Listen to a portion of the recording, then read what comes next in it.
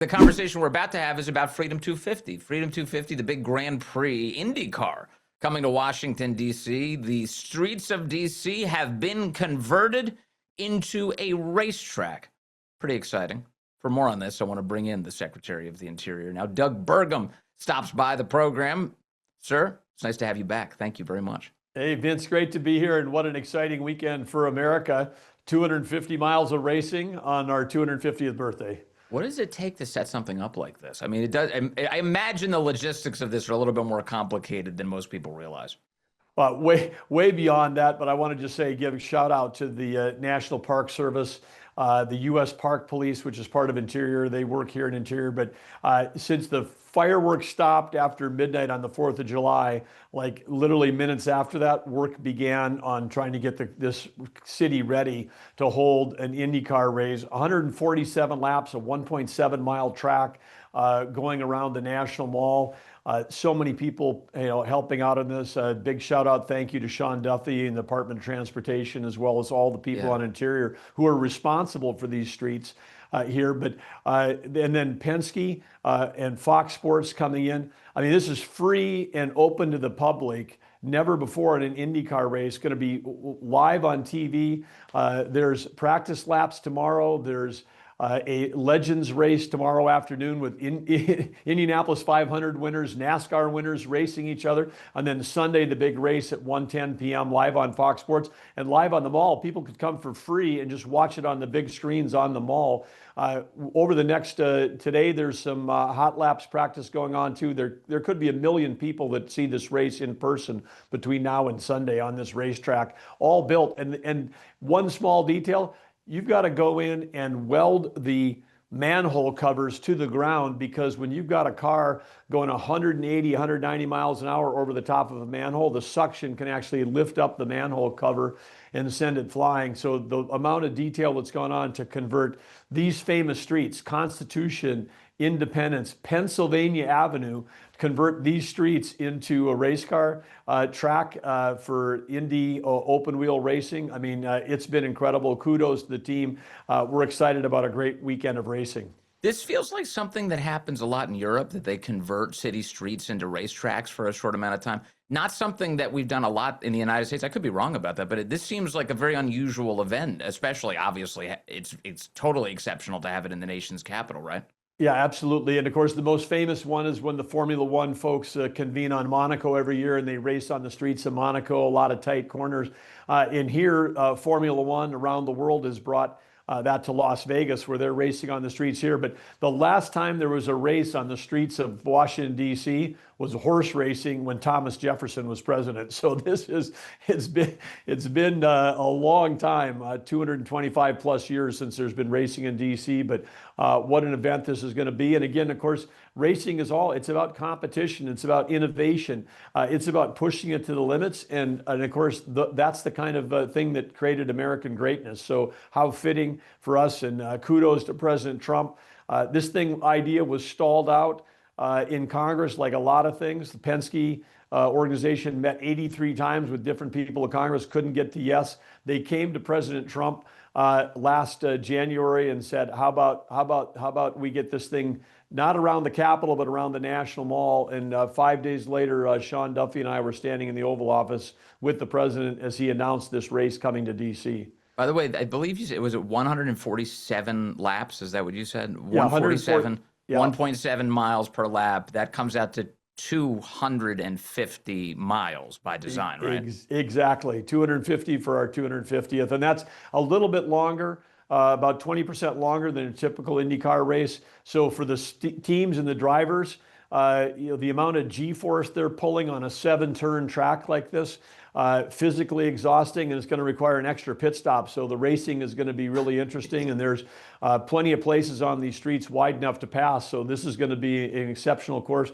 Penske organization, the IndyCar organization, very fired up about how this track is going to work to create a very competitive race. Yes. And also they must, like, in addition to just like picking scenic locations, you must have to think through like all of the curves and stuff too. There must be some, like a course engineer who had to really contemplate whether or not the physics were possible for this, right? Yeah, absolutely. There's some very tight corners on this track. And then, of course, the fan experience matters. But I think there's been close to $70 million of build out, zero taxpayer dollars. That's coming from the Penske organization, building multi-story suites for sponsors. Because, of course, you know, with car racing like this, it's the logos on the car that have their sponsors in the stands. They're the ones that are paying for all the infrastructure Yeah. to make this happen. But this is a real race course. But again, it's, you know, come and watch on the big screens or watch on TV. It's going to be an exceptional weekend. Have you been an IndyCar fan? You like car racing at all, Doug Burgum? Well, I do, but of course, you know, growing up in North Dakota, the only thing we had there was, you know, quarter mile and eighth mile dirt track racing with the hobby stocks, and but that was the thing when we were growing up in North Dakota. Everybody, you know, heading to the racetrack, and my wife, the first lady, former first lady of North Dakota, she had a brother-in-law who was racing, so she grew up hanging out at the pits in these little country racetracks. So, but I think America loves racing, Yeah. and when we think about the, you know, IndyCar, the drivers that are driving, 25 drivers, 25 cars, and saying literally the best drivers coming from around the world that are compete in this thing. So this is I want to call this America's Formula One, but it's the way to think about this, because this goes back to the earliest racing that happened, you know, in Indianapolis 500, one of the famous and one of the most oldest.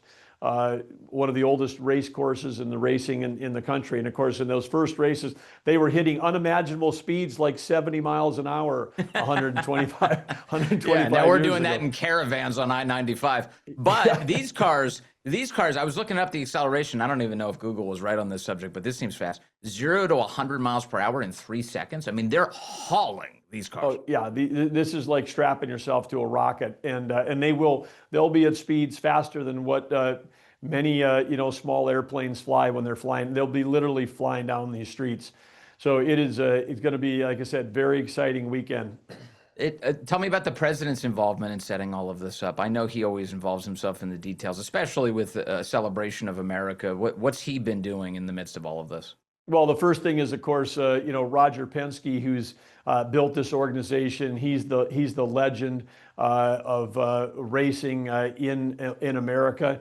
Has built a huge organization, and it was that phone call from Roger Penske to the president that got this whole thing unlocked and going in the first place.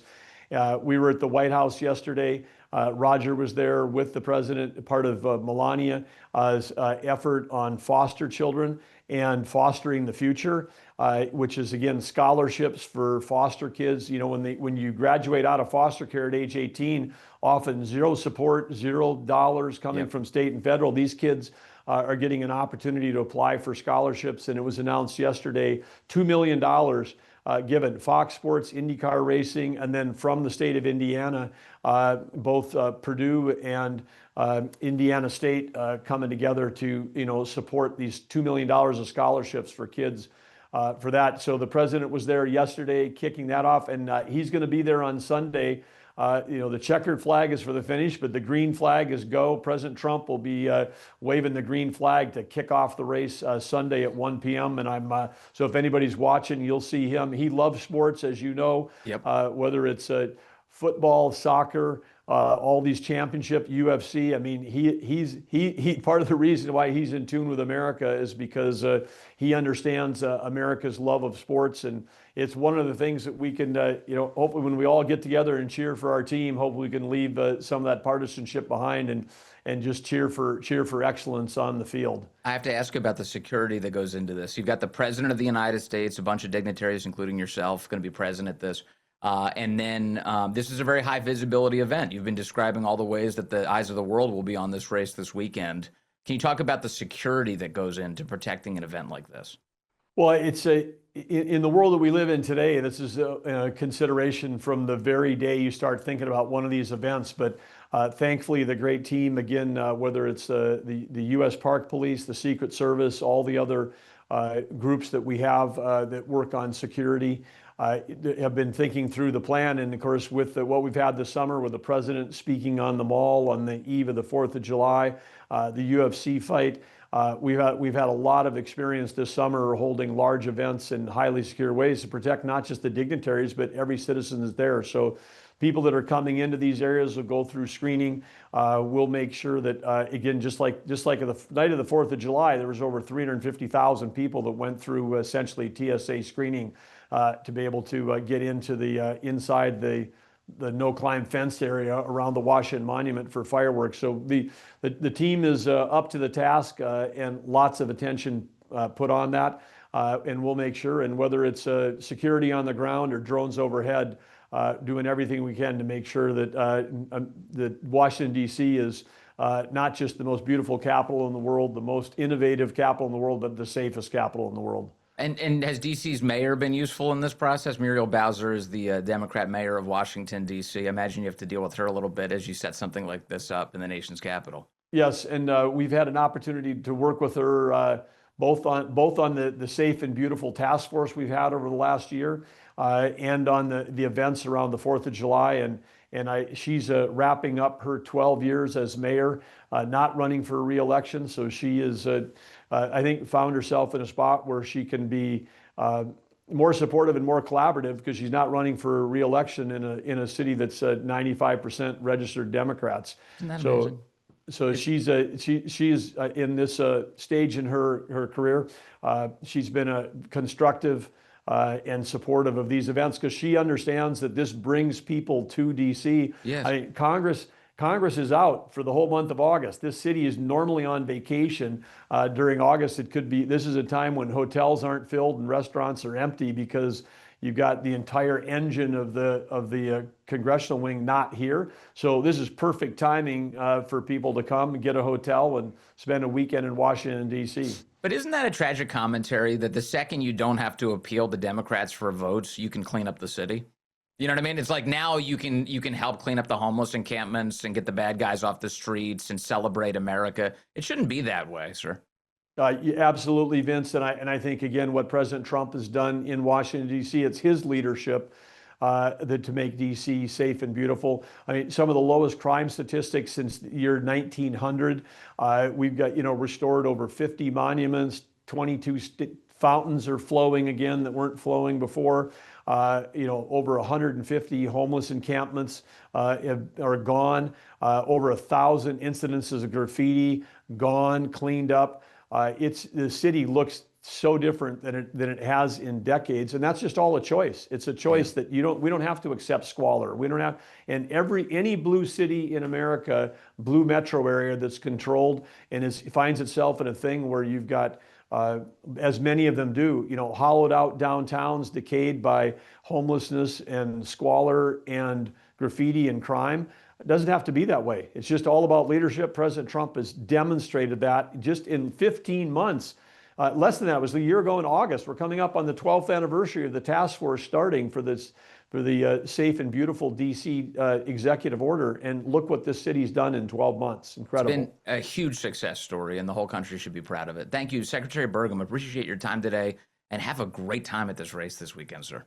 Well, we will, Vince, and thank you, and thanks to all your listeners. We obviously this administration appreciates everybody that's supporting the president's agenda. So thank you, sir. Thank you very much. There he is, Secretary Doug Burgum with the Interior Department. Appreciate when he stops by.